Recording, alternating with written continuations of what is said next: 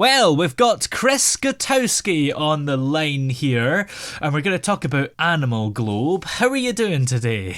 Doing great, Toby. How about you? Yeah, I'm doing great as well. So first of all, what actually is AnimalGlobe? What's this project about? So, Animal Globe is a platform that connects users to wildlife charities and sanctuaries around the world and allows them to contribute to those conservation groups. And in the process, it rewards them with digital advertising space that incentivizes donations. Wow, that's quite a cool idea. Where did the idea actually come from? So the idea actually came from myself and our founder, Mark Calafian. We've both been very passionate about conservation for years now. In fact, I'm actually speaking to you from a state park here in Florida.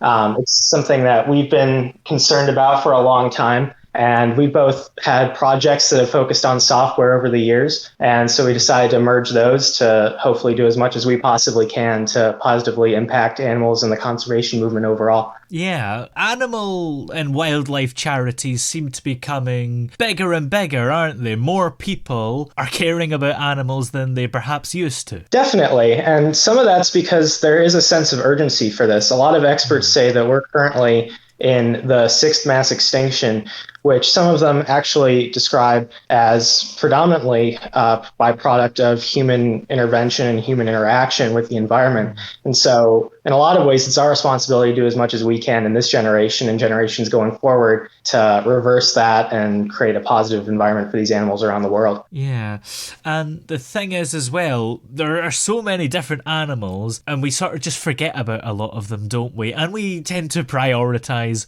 humans. For sure, that's something that we've noticed a lot in our research, and especially, unfortunately, it's a lot of vulnerable animal species that get overlooked.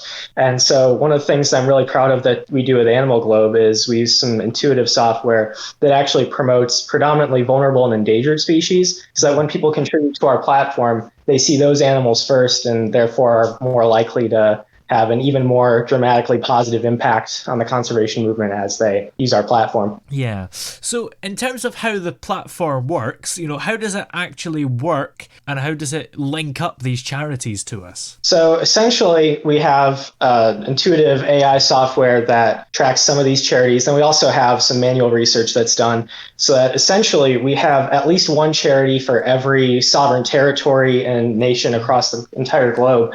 So that way people can contribute to a charity in literally any region that they're familiar with. And essentially, when someone purchases ad space on the platform, they also have a say in a charity that they want to contribute to. And so once that contribution is made, we then directly allocate those funds to the charity of their choosing to streamline the process and directly help the animals that are in most need. Yeah.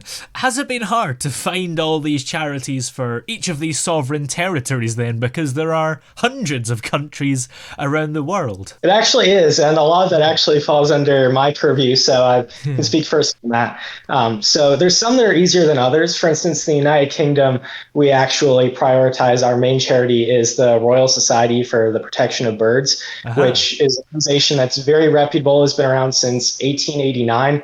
So it's obviously something that's not very hard to find the impact that they've had over the years. But then there's also some smaller islands and microstates where the population is less than 8,000, for instance. And it's even more difficult to find charities, especially those that work with wildlife in those areas. But we've been able, for the most part, to find at least one charity for all of those regions. Yeah. Are there some countries where you've maybe chosen more than one charity? Yeah, for sure.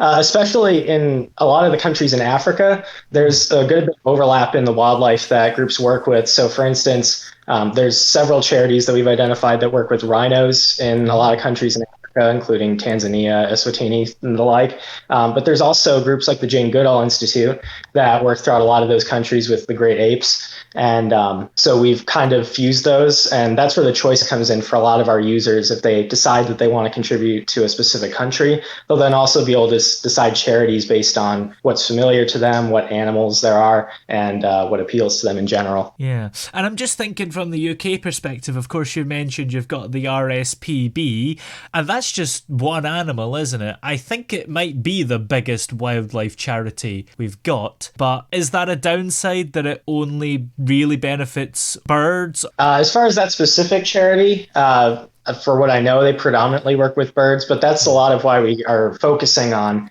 For now, we only have one charity for some countries, but we're working on expanding that so that we have multiple.